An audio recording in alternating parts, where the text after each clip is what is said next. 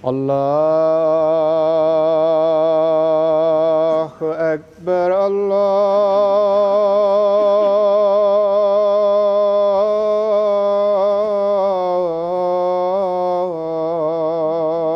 الله أكبر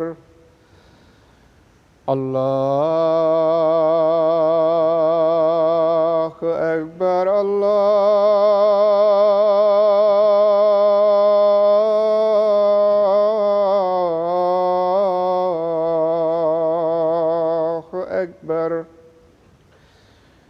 أشهد أن لا إله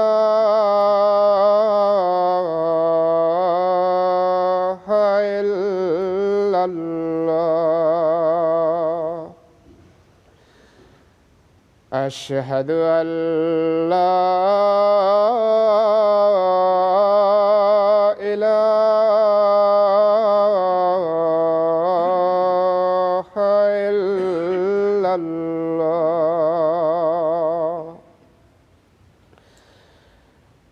أشهد أن محمدًا رسول الله.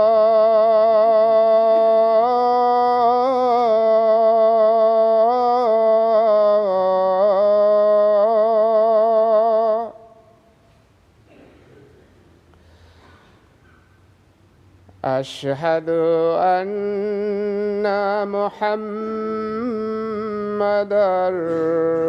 رسول الله. حي على الصلاة.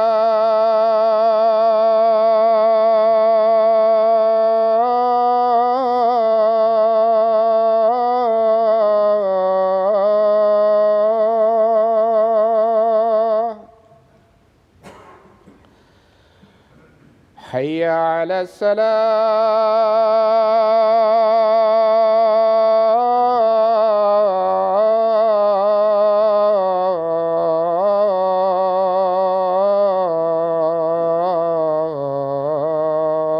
الصلاة.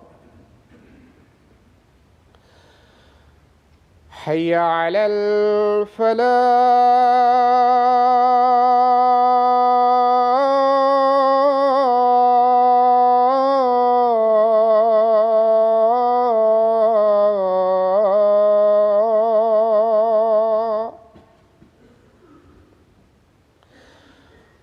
حي على الفلاح.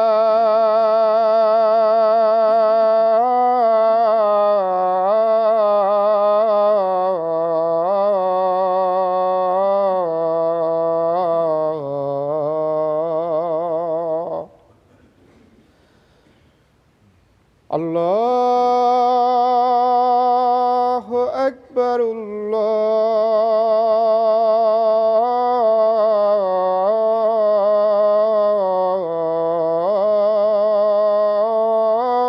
الله أكبر. لا إله إلا الله.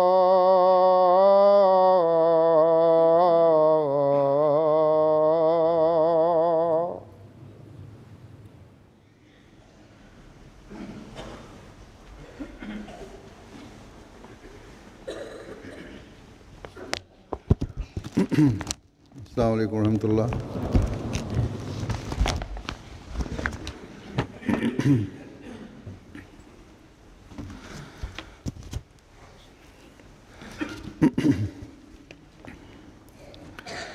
أشهد أن لا إله إلا الله وحده لا شريك له وأشهد أن محمدًا عبده ورسوله.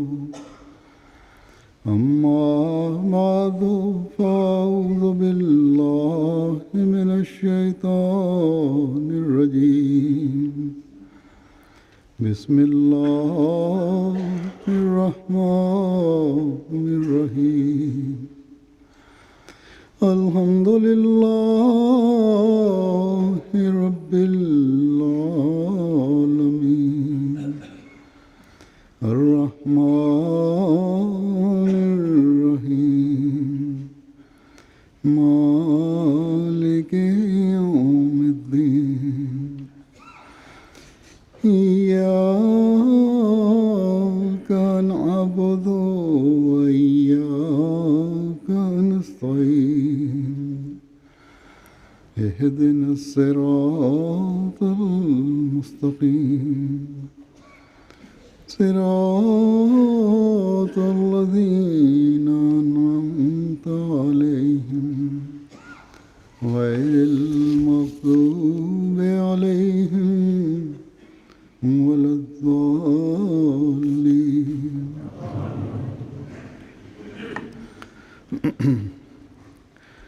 اللہ تعالیٰ کے فضل سے ہم آج کل رمضان کے مبارک مہینے سے گزر رہے ہیں. خوش قسمت ہیں وہ جو اس بابرکت مہینے سے فائدہ اٹھائیں گے، اور یہ برکتیں ملتی ہیں روزے کی حقیقت کو جاننے اور اس سے بھرپور فائدہ اٹھانے سے. بے شک حضرت صلی اللہ علیہ وسلم کا یہ ارشاد پر حق ہے کہ رمضان کا مہینہ آتا ہے تو جنت کے دروازے کھول دیے جاتے ہیں اور دوزخ کے دروازے بند کر دیے جاتے ہیں اور شیطان کو جکڑ دیا جاتا ہے. لیکن کیا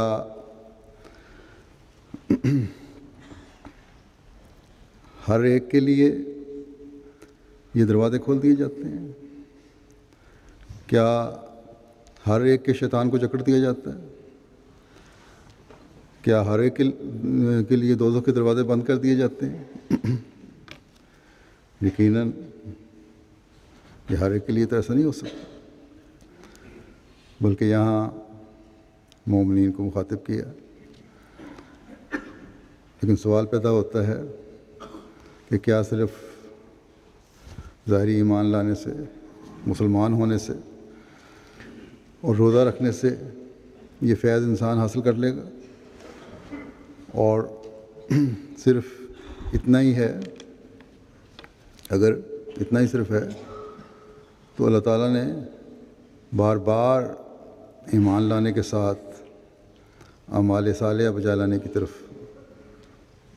بہت زیادہ توجہ دلائی ہے، بہت زیادہ تلقین کی ہے. بلکہ اللہ تعالیٰ نے تو کسی بھی انسان کے، چاہے کسی مذہب کا بھی ہو، اگر وہ نیک اعمال بجا لانے والا ہے تو نیک جزا کا بتایا ہے. بس یقیناً صرف روزے رکھنا یا رمضان کے مہینے میں سے گزرنا انسان کو جنت کا وارث نہیں بنا دیتا،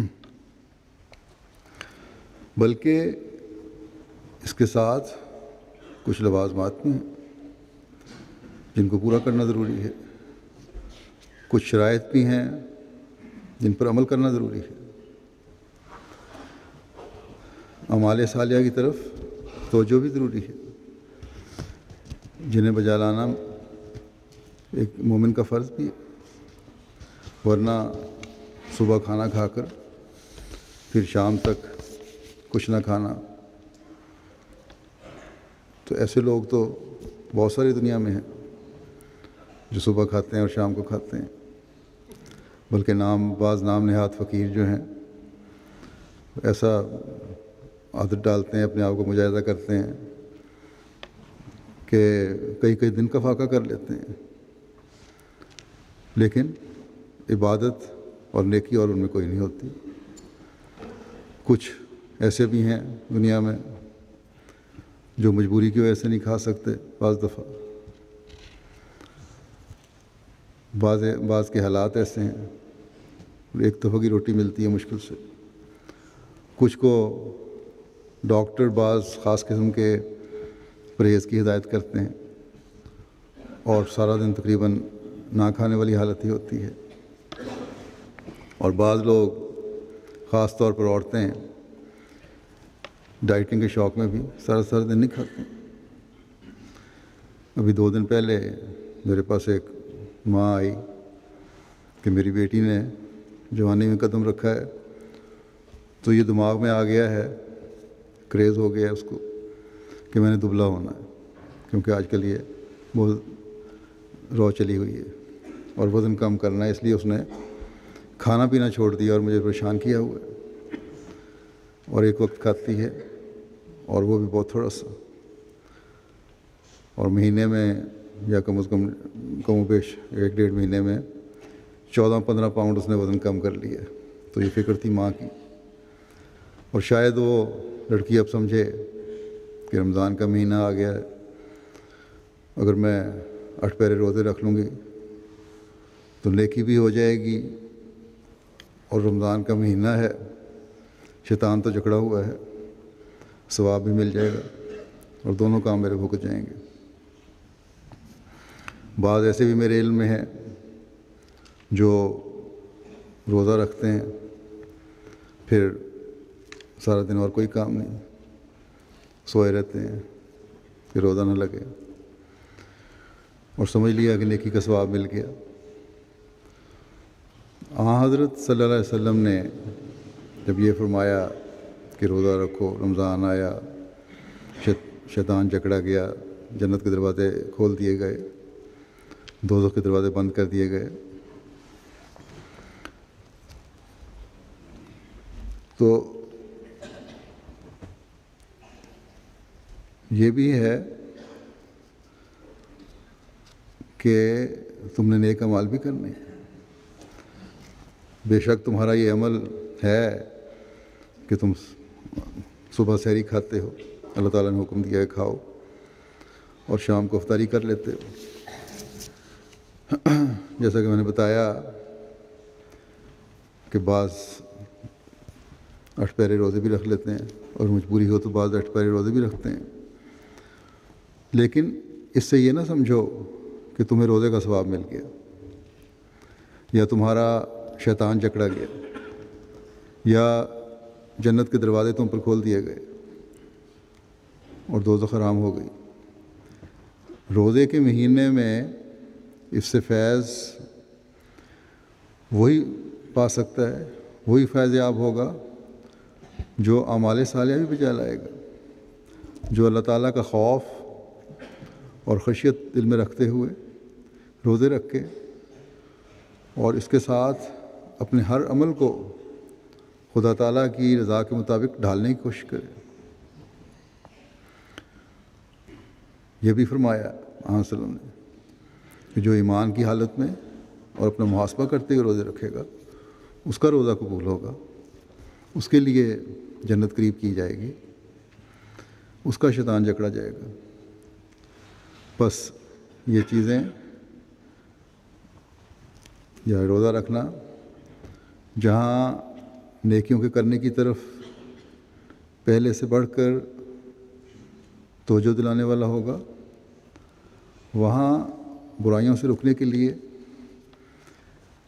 اپنی برائیاں ترک کرنے کے لیے بھی ایک مومن کو توجہ دلائے گا اور اس کے لیے وہ مجاہدہ کرے گا.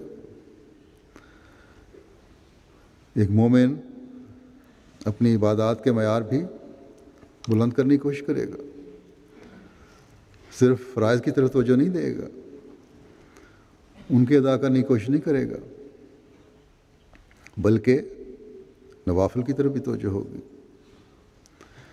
اور اس کی ادائیگی کا بھی بھرپور حق ادا کرنے کی ایک مومن بھی کوشش کرتا ہے.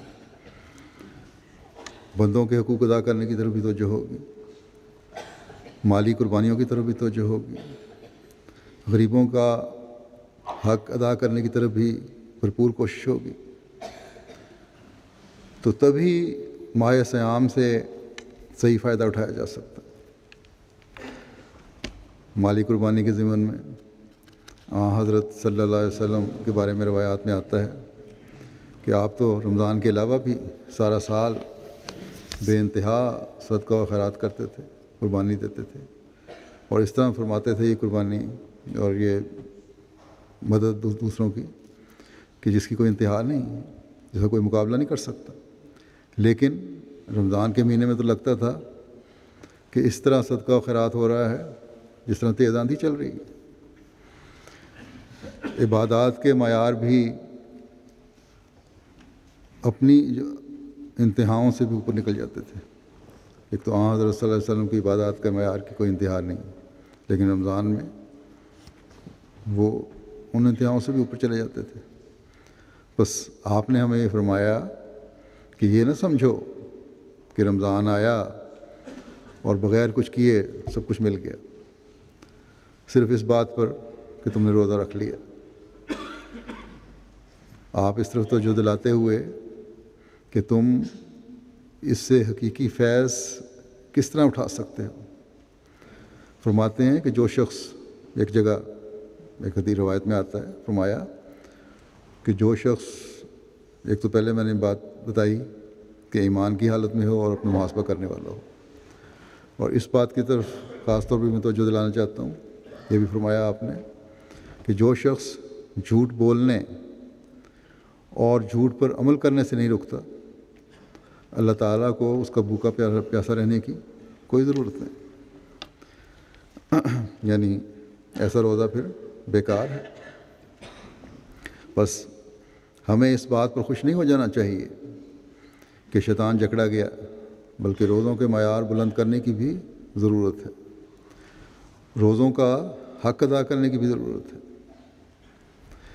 اب حضرت صلی اللہ علیہ وسلم نے جو اس طرف توجہ دلائی ہے کہ جھوٹ بولنے سے اور جھوٹ پر عمل کرنے سے جو نہیں رکتا اس کا روزہ نہیں، ان الفاظ میں چھوٹی سے چھوٹی برائی سے لے کر بڑی سے بڑی برائی تک کی طرف توجہ دلا دی۔ حضرت صلی اللہ علیہ وسلم نے ایک شخص کو ہر حالت میں سچائی پر قائم رہنے کا کہہ کر اسے اس کی تمام کمزوریوں، غلطیوں اور گناہوں سے پاک کروا دیا۔ یہ بھی مثالیں ملتی ہیں۔ تمام اخلاقی اور روحانی کمزوریاں اس شخص کی جس کو یہ کہا کہ تم سچائی پر قائم رہنا ہے، سچائی پر قائم رہنے کے عہد سے دور ہو گئی، اور پھر یہ بھی دیکھیں کہ اللہ تعالیٰ نے جھوٹ کو شرک کے برابر قرار دیا ہے، جیسا کہ وہ فرماتا ہے فَاجْتَنِبُوا الرِّجْسَ مِنَ الْأَوْثَانِ وَاجْتَنِبُوا قَوْلَ الزُّورِ۔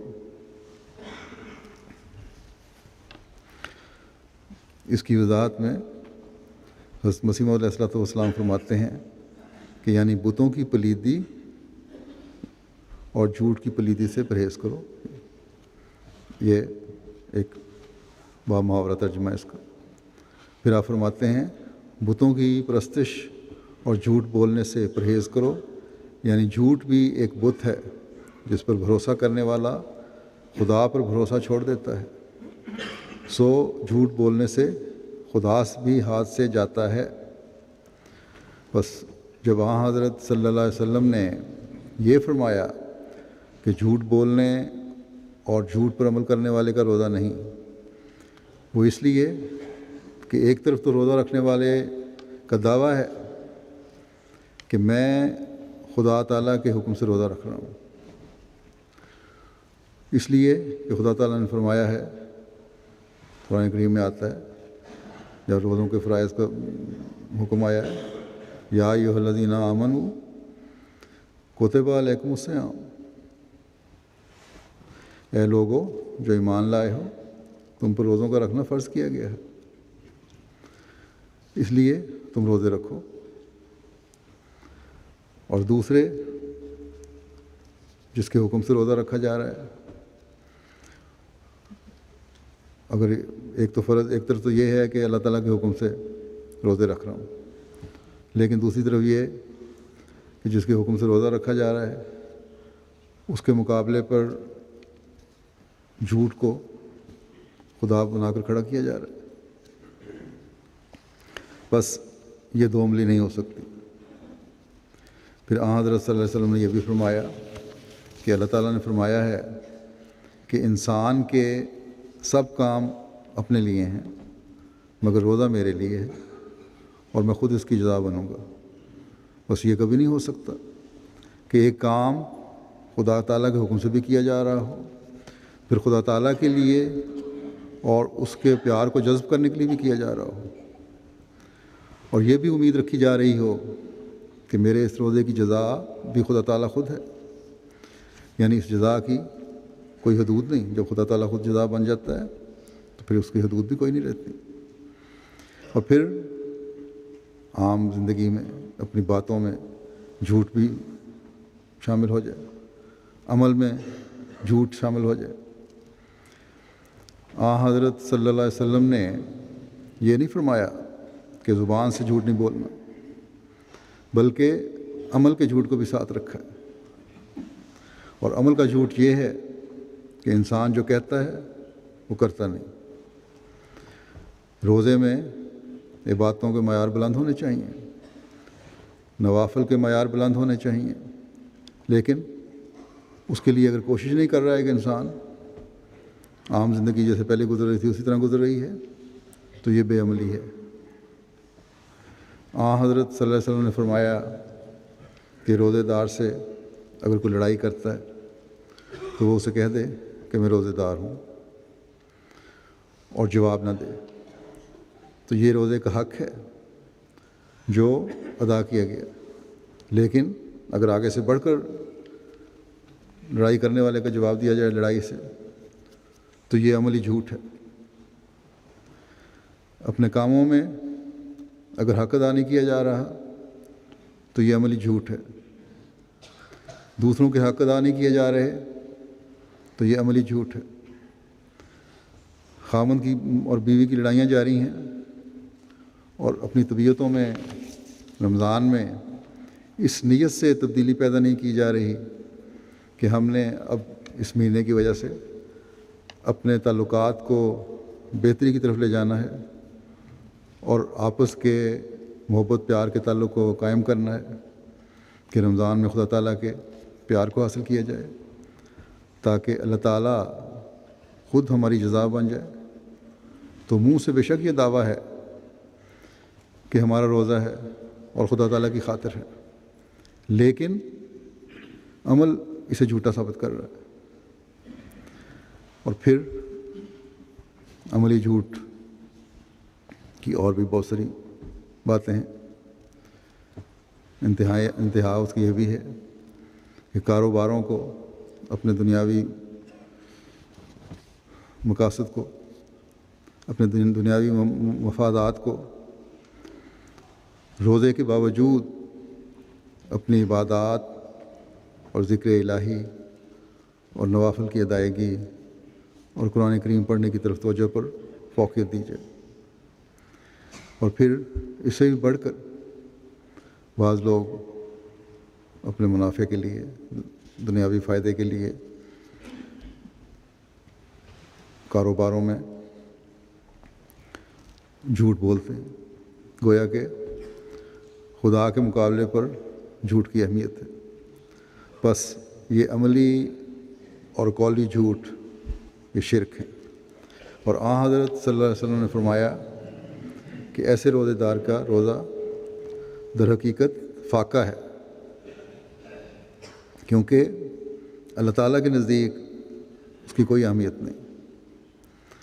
بس یقیناً رمضان انقلاب لانے کا باعث بنتا ہے، شیطان بھی اس میں جکڑا جاتا ہے، جنت بھی قریب کر دی جاتی ہے، لیکن اس کے لیے جو اپنی حالت میں پاک تبدیلی پیدا کرنے کی کوشش کرے، اپنے ہر قول و فعل کو خدا تعالیٰ کی رضا کے مطابق ڈھالنے کی کوشش کرے، خدا تعالیٰ کے قریب ہونے کی کوشش کرے، خدا تعالیٰ کی حکومت کو اپنے پر قائم کرنے کی کوشش کرے،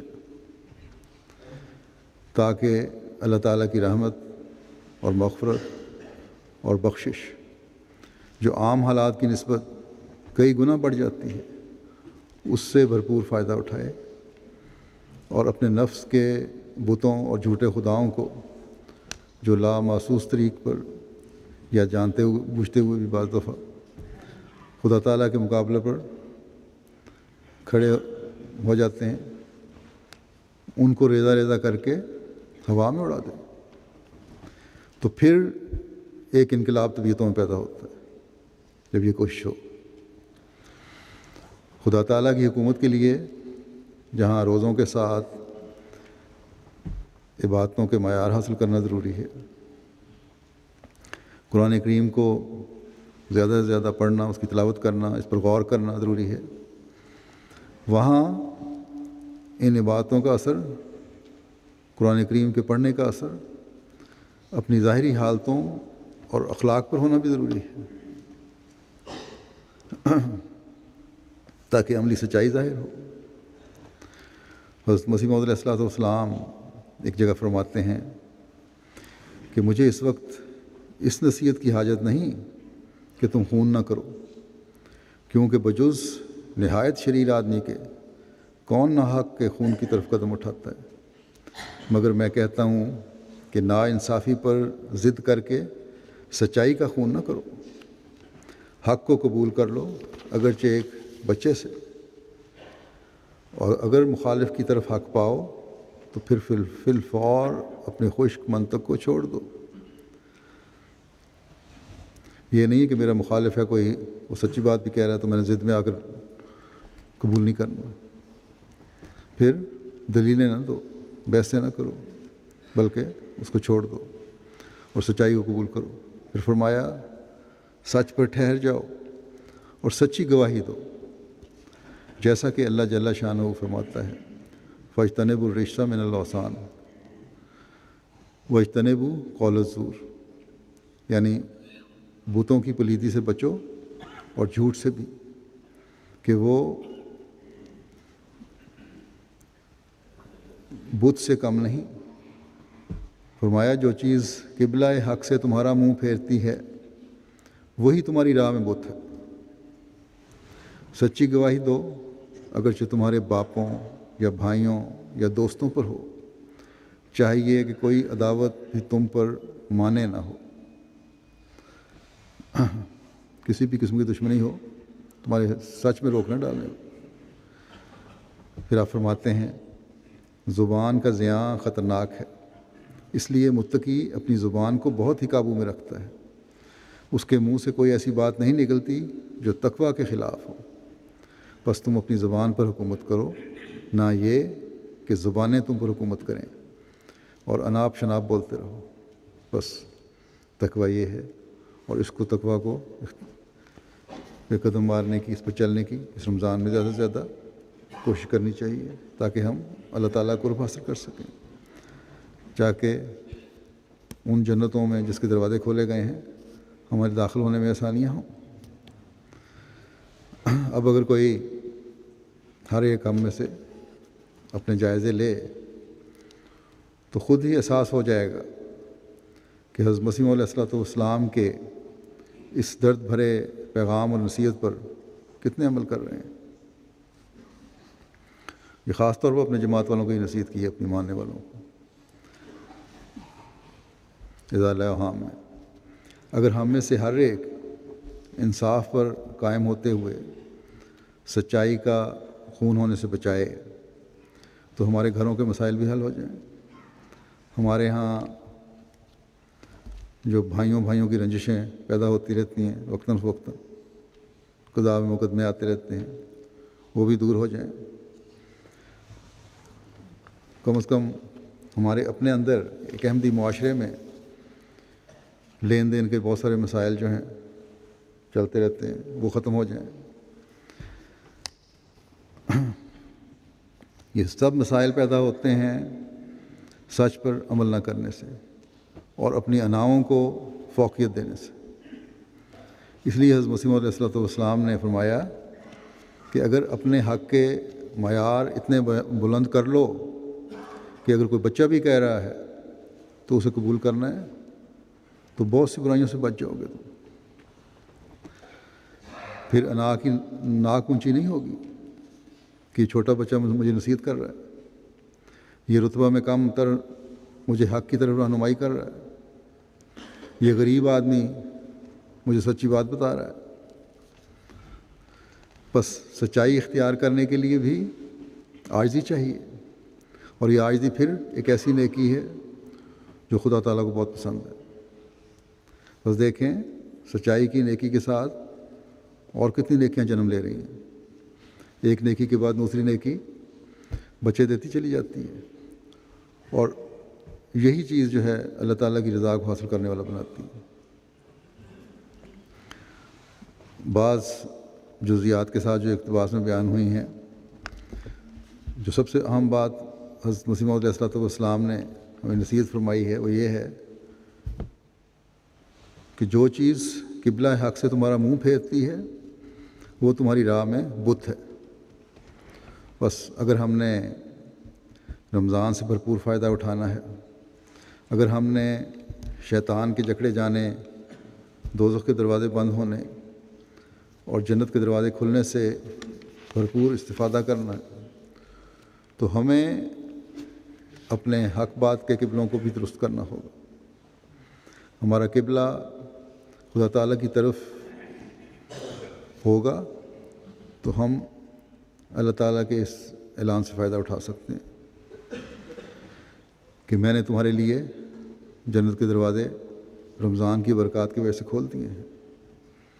ہمیں حضرت صلی اللہ علیہ وسلم کی اس ارشاد پر غور کر کے اور عمل کر کے ہی جنت کے دروازے ملیں گے کہ اپنے قول و عمل کی سچائی کے معیار اونچے کرو، ورنہ اگر اس طرح توجہ نہیں تو خدا تعالیٰ کو تمہارے بھوکا پیاسا رہنے کی کوئی ضرورت نہیں۔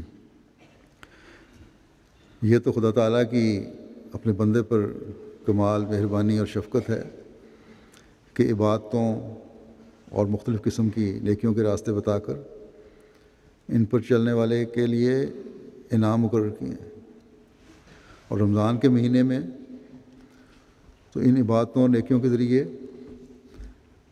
ان انعاموں کو حاصل کرنے کی تمام حدود کو ہی ختم کر دیا، بے انتہا حدود پہ انعاموں کا سلسلہ جاری فرما دیا، اور فرمایا ہے کہ آؤ اور میری رضا کی جنتوں میں داخل ہو جاؤ۔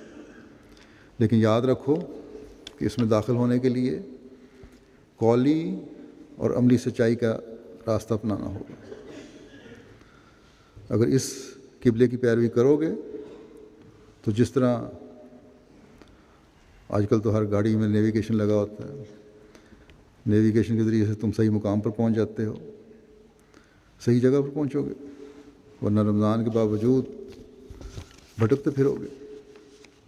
بلکہ دنیاوی نیویگیشن جو ہیں اس میں تو بعض دفعہ غلطی بھی ہو جاتی ہے، بعض دفعہ صحیح فیڈ نہیں ہوتا، نئی سڑکیں بن جاتی ہیں، نظر بھی نہیں آ رہی ہوتی، بعض دفعہ دو راستوں میں سے ایک راستے کی طرف رہنمائی ہوتی ہے، لمبا چکر پڑ جاتا ہے، یا صحیح گلیوں چھوٹے راستے کی تلاش میں گلیوں میں گھومتا پھرتا ہے انسان، ٹریفک مل جاتا ہے۔ لیکن خدا تعالیٰ کی طرف اگر قبلہ درست ہوگا تو سیدھے جنت کے دروازوں کی طرف انسان پہنچتا ہے۔ بس اس رمضان میں ہم میں سے ہر ایک کو کوشش کرنی چاہیے کہ اپنے قبلے درست کرے، اپنی قولی اور عملی سچائیوں کے معیار بلند کرے، اور خدا تعالیٰ کی رضا کی جنتوں میں جانے کی کوشش کرے۔ اللہ تعالیٰ ہمیں اس کی توفیق دے۔ اس مضمون کو میں نے تھوڑا سا مختصر کیا ہے، ہو سکتا ہے اگر اللہ تعالیٰ نے چاہا تو باقی اگلے جمعے میں بیان کر دوں۔ مختصر کرنے کی وجہ یہ ہے کہ اس وقت میں سلسلے کے ایک دیرینہ بزرگ کا کچھ ذکر کرنا چاہتا ہوں جن کی گزشتہ دنوں وفات ہوئی ہے۔ یہ بزرگ مکرم چودھری شبیر احمد صاحب ہیں۔ پاکستان میں تو ہر احمدی اگر نہیں تو ہر جماعت کی اکثریت انہیں جانتی ہے یا جانتی ہوگی، اور پرانے لوگ تو بہرحال جانتے ہیں۔ ایک لمبا عرصہ بطور وکیل المال اول انہیں خدمات سلسلہ بجا لانے کی توفیق ملی۔ یہ وہ بزرگ ہیں جنہوں نے جماعتی نظام میں، جب نظام اس موجودہ نظام جو جماعتی ہے اس میں اگر بنیادی اینٹیں نہیں تو کم از کم درمیانی اینٹوں کا ضرور کردار ادا کیا ہے، جنہیں حضرت مسلم موعود رضی اللہ عنہ کی تربیت سے فیض پانے کی توفیق عطا ہوئی ہے، اور ان لوگوں نے بے نفس ہو کر جماعت کی خدمت کی توفیق پائی ہے۔ آج جو ہم پھل کھا رہے ہیں اس میں یہ ان پرانے لوگوں کی خدمات کا بہت بڑا حصہ ہے، بے نفس خدمات کا بہت بڑا حصہ ہے۔ اس کے علاوہ بھی کچھ وفات یافتگان ہیں، ان کا بھی ذکر ہوگا۔ مختصر کچھ پہلو میں بیان کر دیتا ہوں۔ مکرم محترم چودھری شبیر احمد صاحب کے 22 جولائی 2012 کو یہ 95 سال کی عمر میں ان کی وفات ہوئی۔ انا للہ و انا الیہ راجعون۔ آپ کے والد حضرت حافظ عبدالعزیز صاحب اور والدہ حضرت عائشہ بیگم صاحبہ دونوں حضرت مسیح علیہ السلام کے صحابہ میں سے تھے، لیکن ان کے دادا نے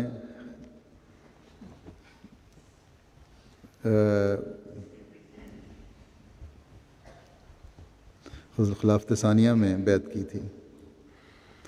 ان کے دادا چودھری نبی بخش صاحب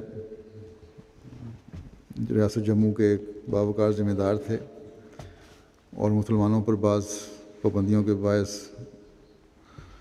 ملکہ وکٹوریہ کے زمانے میں یہ ہجرت کر کے سیالکوٹ آ گئے، اور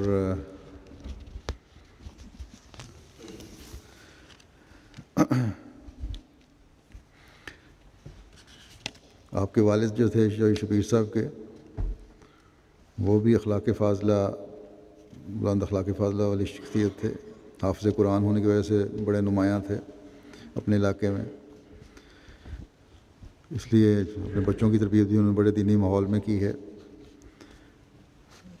چودھری شبیر صاحب نے ابتدائی تعلیم مشن مڈل اسکول سیالکوٹ سے حاصل کی، اسکاچ مشن اسکول، اور 1931 میں 8ویں جماعت کا امتحان پاس کیا تو والد صاحب نے تربیت کی خاطر ان کو قادیان بھیج دیا۔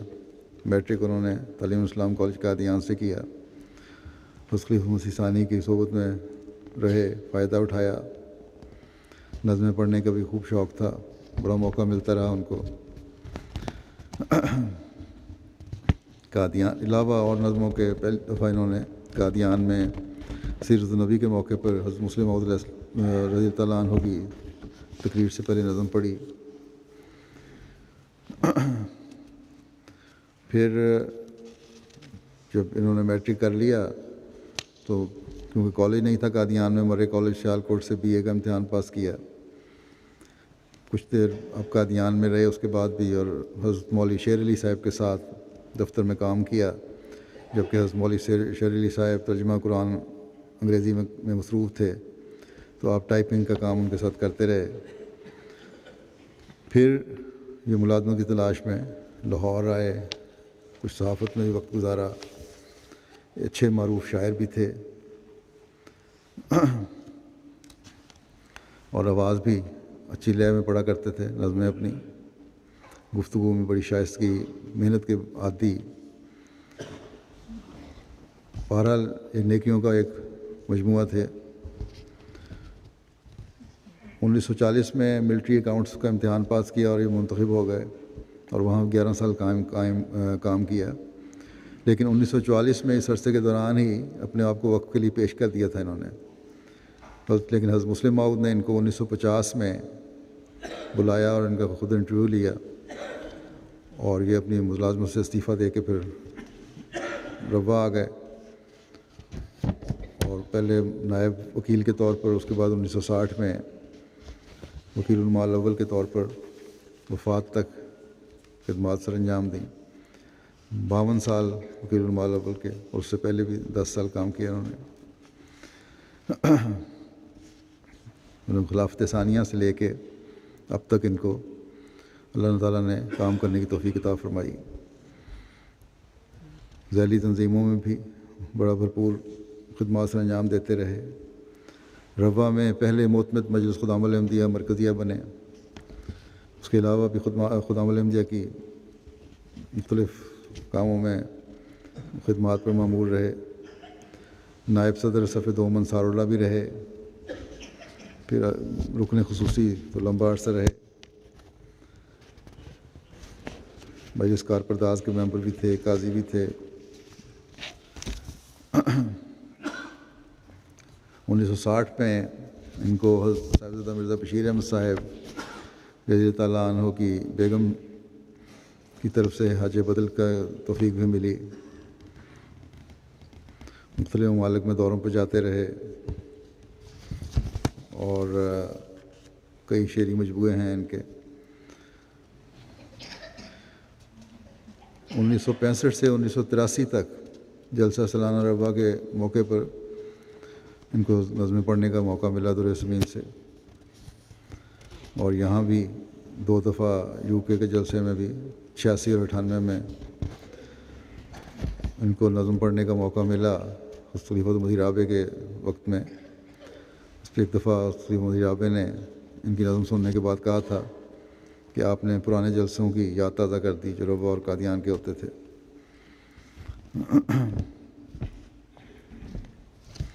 ایک ان میں خوبی یہ تھی کہ جب دورے پہ جاتے تھے تو پروجیکٹر اور تصویروں کی سلائڈز جو ہیں وہ لے جایا کرتے تھے جو مختلف بیرونی ممالک کے مشنز کی ہوتی تھی، اور بجائے اس کے کہ لمبی چوڑی تقریریں کریں اور دکھائیں، یہ دکھایا کرتے تھے کہ دنیا میں یہ ہمارے مشن قائم ہو رہے ہیں، یہ اسکول بن رہے ہیں، یہ ہسپتال بن رہے ہیں، مساجد بن رہی ہیں، اور یہ سلائڈز دکھاتے تھے اپنوں کے لیے جہاں تربیت کا باعث بنتا تھا، ان کو قربانیوں کی طرف توجہ دلاتی تھی۔ بات یہ وہاں غیر احمدی بھی آ جاتے تھے چھوٹے چھوٹے قصبوں اور دیہاتوں میں بعض دفعہ، اور وہ یہ دیکھ کر کہ جماعت احمدیہ اس طرح اسلام کی خدمت کر رہی ہے، ایک تبلیغی موقع بھی میسر آ جاتا تھا۔ گویا بجائے اس کے کہ بحث و تمہیز اور دلائل ہوں، پروجیکٹر کے ذریعے سے انہوں نے بہت تبلیغی کام کیا، تربیتی بھی اور تبلیغی بھی۔ جب تک ان میں ہمت رہی ہمیشہ یہ کرتے رہے۔ یہاں 2009 کے جلسے میں آئے تھے اور خلافت جوبلی کے اظہار تشکر کا جو رپورٹ تھی وہ ان کو پیش کرنے کی توفیق ملی۔ اسی طرح جو جماعت کی طرف سے خلیفہ وقت کو مجھے جو دیا گیا تھا ایک جوبلی کی رقم کے مختلف جماعتی کسی مقصد پر خرچ کر لیں، وہ بھی ان کو پیش کرنے کی توفیق ملی۔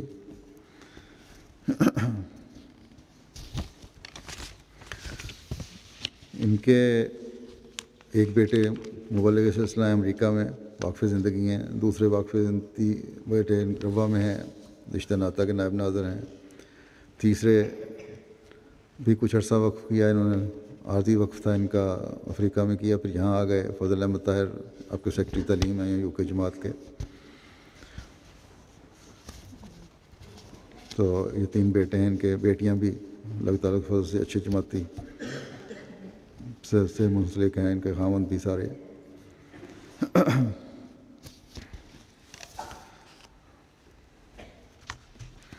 پھر ان میں یہ خوبی بھی تھی کہ اپنے غیر احمدی رشتہ داروں کو اس طرح تبلیغ کرتے تھے کہ جو بھی رسالے ان کے آتے تھے یا اختلافی مسائل کے بارے میں جو بھی ہوتا تھا لٹریچر، وہ پوسٹ کرتے رہتے تھے سیال کوٹ یا جہاں بھی ہوتے تھے وہ، اور سب کے رشتہ داروں کے ایڈریسز ان کو یاد تھے۔ اس طرح الفضل یا کوئی رسالے بھیجتے رہتے تھے۔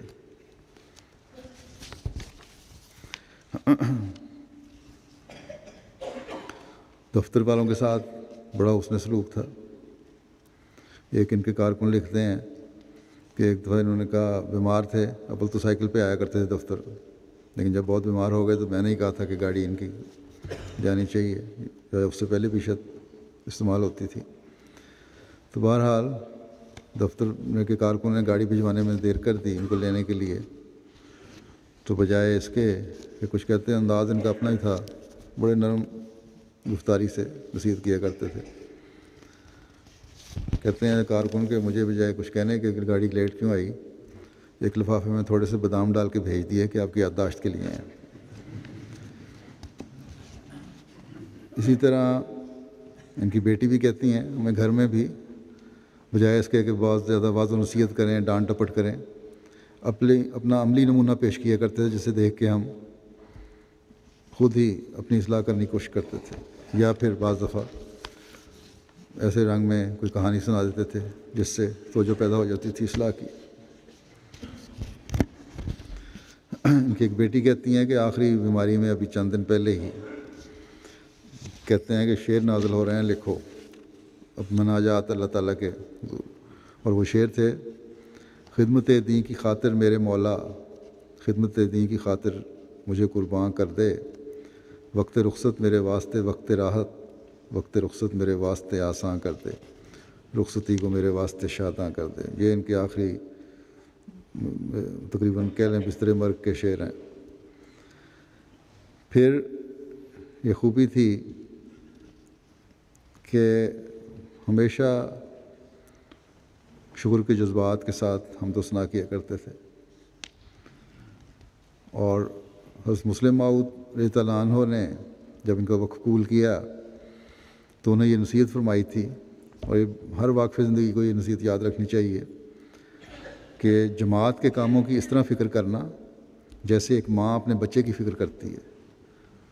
اور پھر انہوں نے اللہ تعالیٰ کے فضل سے اس نصیحت کو ہمیشہ پلے باندھے رکھا اور خوب نبھایا۔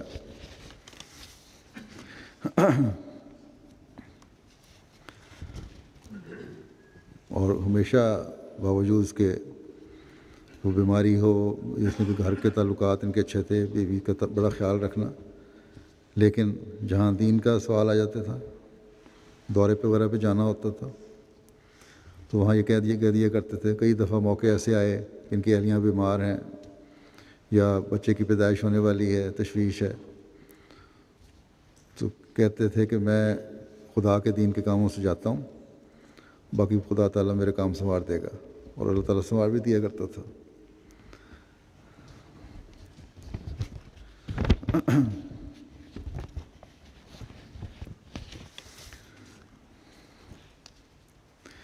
اب یہ بھی معمولی باتیں ہیں بعض بظاہر، لیکن پرانے لوگوں کی ان باتوں سے آج کل کے بھی ہر واقعی زندگی کو بھی اور کارکن کو بھی سبق سیکھنا چاہیے، بلکہ ہر جماعتی عہدیدار کو بھی۔ کہتے ہیں کہ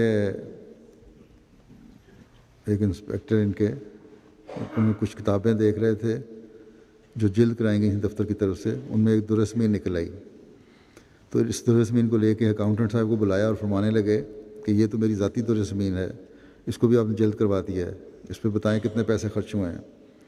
اکاؤنٹنٹ نے یہ کہا کہ سب کتابیں اکٹھی جلد ہو گئی ہیں، لیکن آپ نے کہا نہیں، پتہ کرو۔ آخر پتہ کروایا، غالباً 8-10 روپے جو خرچ ہوئے تھے وہ جب تک اکاؤنٹنٹ کے حوالے نہیں کر دیے سکون نہیں آیا۔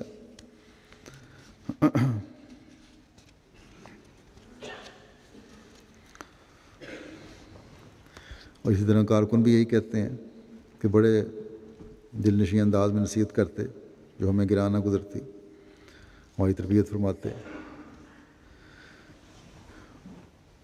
اکثر نصیحت فرماتے، اور یہ بڑی نصیحت ہے جو ہر ایک کو یاد رکھنی چاہیے کہ خدمت دین کو شوق اور محبت سے کرنا چاہیے، اور اس کے بدلے میں کسی طرح بھی طالب انعام نہیں ہونا چاہیے۔ ہمیشہ خیال رکھیں کہ آپ کو خدا نے خدمت کا موقع دیا ہے اور آپ نے اپنے رب کو راضی کرنا ہے۔ اسی طرح آنے والے مہمانوں کا دفتر میں بڑے عزت سے احترام سے ان کو ملتے، کھڑے ہو کر ملتے، اور اکثر کہا کرتے تھے کہ مرکز میں آنے والے مہمان جو ہیں وہ کچھ توقعات لے کے آتے ہیں، اور ان کے ساتھ اچھی طرح ان کو ملنا چاہیے، پانی پوچھنا چاہیے، اپنا کام چھوڑ کے ان کی طرف توجہ کیا کرتے تھے، اور جتنا وقت مرضی لگ جائے، چاہے دفتر بند بھی ہو جائے، جب تک ان کا کام نہ کر لیتے، اگر ہو سکتا تھا تو بتا دیا کرتے، اگر نہیں تو کہہ دیا کرتے تھے آپ کو بعد میں اطلاع ہو جائے گی۔ بعض مہمان یا آنے والے دفتر میں چندوں کا معاملہ ہے، بعض یہاں بھی تجربہ ہوگا سیکرٹریان مال کو، کہ غصے میں آ جاتے ہیں لوگ اگر چندے کا حساب صحیح نہ ہو یا اندراج صحیح نہ ہو، تو ان کے ساتھ بھی غصے میں اگر کوئی آ جاتا تھا تو خاموشی سے سنتے تھے اور آخر وہ خود ہی شرمندہ ہو کے معافی مانگ لیتا تھا۔ اسی طرح کارکنوں کو بھی، اپنے بچوں کو بھی صدقہ و خیرات کی توجہ دلاتے رہتے تھے کہ بلاؤں کو ٹالنے کا ذریعہ ہے، اور پھر خلیفہ وقت کو دعا کے لیے لکھو۔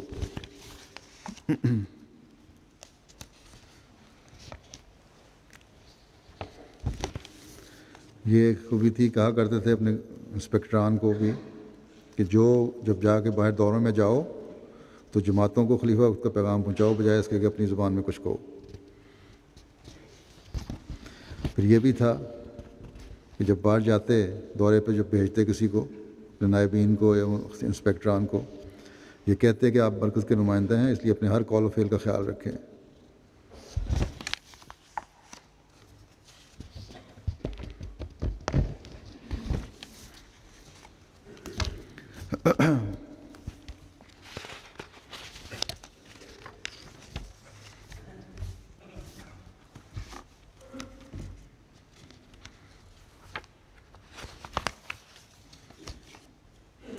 بعض دفعہ دفتر سے زائد وقت گزارنا ہوتا تو خیال کرتے کہ دفتر بند ہو گیا ہے، اور کارکن یہ برا نہ سمجھیں تو ان کو کہا کرتے تھے بڑا اچھے انداز میں کہ آپ لوگ یہ نہ سمجھا کریں کہ دفتر والے باقی جو آرام سے گھر چلے گئے ہیں، ہم دفتر میں کام کر رہے ہیں، بلکہ یہ خیال کریں کہ وہ تو اپنا وقت ضائع کر رہے ہیں، چلے گئے ہیں، اور خدا تعالیٰ ہمیں اضافی خدمت کا موقع دے رہا ہے۔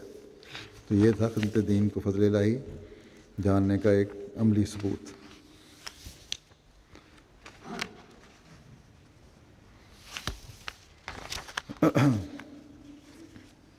ایک ان کے کارکن کہتے ہیں کہ 4-5 دن پہلے وفات سے ان کی تیمارداری کے لیے خاکسار گیا تو مجھے کہنے لگے کہ کوئی ناصر احمد نام کارکن آیا تھا تیمارداری کے لیے، آپ جانتے ہیں اسے؟ تو کہتے ہیں میں نے انہیں کہا کہ تحریک جدید میں 3-4 کارکن ہیں ناصر نام کے۔ تو اس پہ وہ کہنے لگے کہ کل کوئی ملنے مجھے آیا تھا ناصر احمد، اور بچے نے کہہ دیا کہ میں سو رہا ہوں اور ان کو واپس جانا پڑا، آپ ان کا پتہ کریں کہ کون ہے اور میری طرف سے مدد کر دیں کہ بچے کو غلطی لگی تھی، شاید آنکھیں بند دیکھ کے انہوں نے کہہ دیا کہ میں سو رہا ہوں، میں سو نہیں رہا تھا۔ تو اس حد تک باریکی سے خیال رکھا کرتے تھے، باقاعدگی سے صدقہ دینے والے چند تھے۔ بس میں نے کچھ مختصر ذکر کیا ہے ان کا، میں نے بھی ان کے ساتھ کام کیا ہے، اور بہت کم خصوصیات ہیں جو بھی لکھی گئی ہیں، اللہ تعالیٰ کے فضل سے بڑی خصوصیات کے حامل تھے، اور کام انتھک اور خوش مزاجی سے کیا کرتے تھے۔ خلافت سے بھی بے انتہا تعلق تھا وفا کا۔ بہرحال یہ بزرگ تھے جو وفا کے ساتھ جہاں اپنے کام میں مگن تھے، خلیفہ وقت کے سلطان نصیر بھی تھے، اور پھر اس کے ساتھ ہی خلیفہ وقت کے لیے دعائیں بھی بے انتہا کیا کرتے تھے۔ اللہ تعالیٰ ان کے درجات بلند فرمائے۔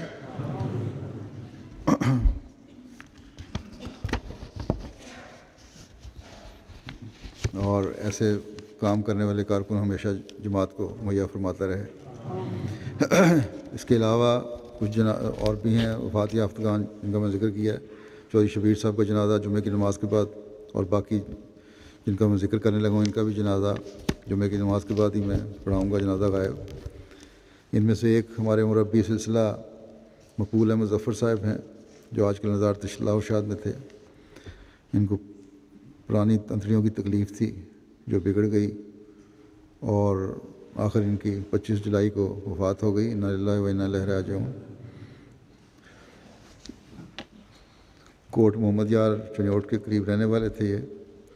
اس کے بعد انہوں نے 1997 سے 2001 تک عربی میں تخصص کیا، اور پھر نظارت ارشاد میں کام کیا، جامعہ احمدیہ میں عربی کے استاد رہے۔ پھر یہ 2007 میں شام چلے گئے، وہاں عربی زبان میں ڈپلومہ کیا۔ اسی طرح ہومیوپیتھک میں بھی کچھ درک تھا ان کو۔ واپس آئے تو اصلاح و ارشاد مرکزیہ میں تعینات ہوئے اور بڑے علم دوست آدمی تھے. اسی طرح نہ صرف علم دوست تھے بلکہ ایک مربی کی جو خصوصیات ہیں وہ بھی ان میں تھیں، وقف زندگی کی خصوصیات ان میں تھیں. اور پھر اسی طرح جیسا کہ میں نے کہا ہومیوپیتھک میں بھی انہوں نے ڈکٹم علوم کیا ہوا تھا، غریبوں کی مدد کیا کرتے تھے اور بے وقت بھی اگر کوئی آ جاتا تھا تو ہمیشہ اس کو اپنی دوائیاں دیں. کچھ مزاجی سے اسے ملے، اپنے ساتھیوں سے، کارکنوں سے بڑا اچھا سلوک تھا. اللہ تعالیٰ ان کے درجات بلند فرمائے. ان کے بچے ہیں، ان کو بھی اللہ تعالیٰ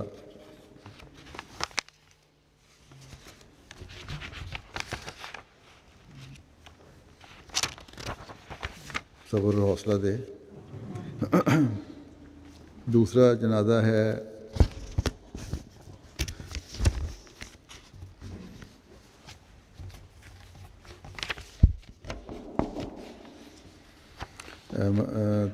تیسرا مراج سلطانہ صاحبہ اہلیہ حکیم بدر الدین صاحب عامل درویش قادیان.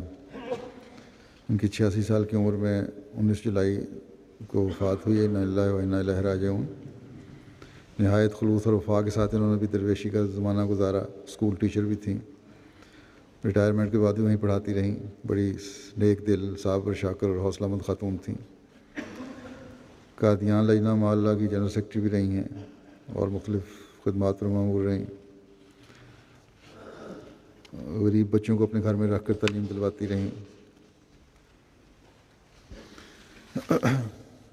اللہ تعالیٰ مرحومہ کے درجات بلند فرمائے. اسی طرح ایک جنازہ چوتھا ہے مریم سلطانہ اہلیہ ڈاکٹر محمد احمد خان صاحب شہید کا. یہ ان کے خاوند محمد احمد خان صاحب ٹل ضلع کوہاٹ میں شہید ہوئے تھے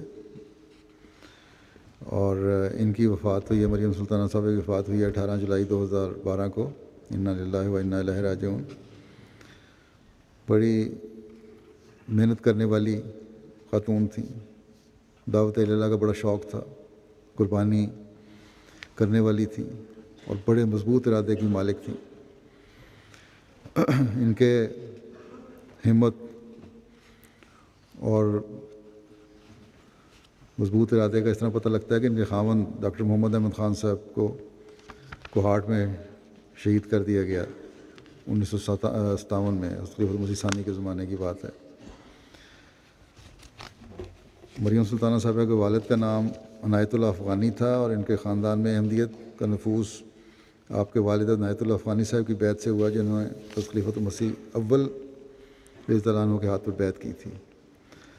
عنایت اللہ افغانی صاحب کا تعلق افغانستان کے علاقہ خوست سے تھا اور آپ حضرت صاحبزادہ عبداللطیف صاحب شہید کے مریدوں میں سے تھے. پھر ان کا خاندان جو ہے حضرت مسیح علیہ السلام کی وفات کے بعد افغانستان سے قادیان شفٹ ہو گیا اور یہیں انہوں نے حضرت خلیفہ اول کی بیعت کی. مریم سلطانہ صاحبہ پیدائشی احمدی تھیں اور 1949 میں ان کی شادی ہوئی تھی ڈاکٹر محمد احمد خان صاحب سے، جو خان میر خان صاحب جو حضرت خلیفۃ المسیح ثانی کے باڈی گارڈ تھے، ان کے بیٹے تھے یہ. پھر یہ لوگ کوہاٹ چلے گئے. وہاں ایک معاند مولوی نے ایک دفعہ ان کو آیا کہ ایک مریض بیمار ہے اور بلایا اور لے گیا. وہاں جا کے ان کو شہید کر دیا گولی مار کے. اور پھر جب ان کی لاش آئی، اور کوئی احمدی نہیں تھا ان کے، اکیلا گھر تھا احمدیوں کا، چھوٹے چھوٹے بچے. تو خاوند ان کے موسی بھی تھے. تو اب لاش گھر میں پڑی ہے، چھوٹے بچے بھی لکھ رہے ہیں، کیا کریں.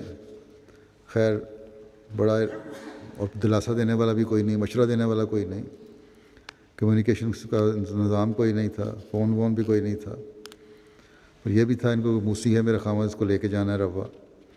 تو انہوں نے بہرحال بڑی ہمت کی اور ٹرک ایک کرائے پہ لیا کسی طرح اور اس کو ناش بھی رکھی، بچے بٹھائے اور بیٹھ کے تو نخلا جاب قریب خلیفہ مسیح ثانی تھے ان دنوں میں، وہاں پہلے آئیں، وہاں ان کا جنازہ پڑھا گیا. پھر روا لے کر آئیں اور پھر بڑی محنت سے اپنے بچوں کی تربیت کی، ان کو کوشش کی کہ صحیح تربیت ہو جائے، پڑھائیں لکھائیں، اور اللہ تعالیٰ کے فضل سے اس میں وصول فروغ ہوئی۔ اللہ تعالیٰ ان کی جو خواہش تھی کہ بچے بھی نیکیوں پر قائم رہیں، اور اس وجہ سے وہ بچا کے لائیں تھیں اس ماحول سے ان کو، اللہ تعالیٰ ان کی اولاد در اولاد اور نسلوں میں احمدیت کے خادم پیدا کرتا رہے اور حقیقی وفا کے ساتھ احمدیت کے ساتھ جڑے رہنے والے ہوں۔ اللہ تعالیٰ ان کے بھی درجات بلند فرمائے۔ جیسا کہ میں نے کہا ابھی نماز جمعہ کے بعد ان سب کے نماز جنازہ غائب ادا کروں گا۔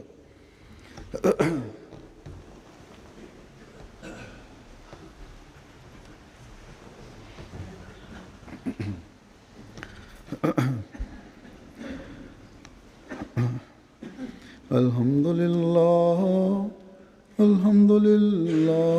نحمدہ ونستعینہ ونستغفرہ ونؤمن بہ ونتوکل علیہ ونعوذ باللہ من شرور انفسنا ومن سیئات اعمالنا من يهده الله فلا مضل له ومن يضلل فلا هادي له ونشهد أن لا إله إلا الله ونشهد أن محمدا عبده ورسوله عباد الله رحمكم الله إن الله يأمر بالعدل والإحسان وإيتاء ذي القربى وينهى عن الفحشاء والمنكر والبغي يعظكم لعلكم تذكرون اذكروا الله يذكركم وادعوه يستجب لكم ولذكر الله أكبر۔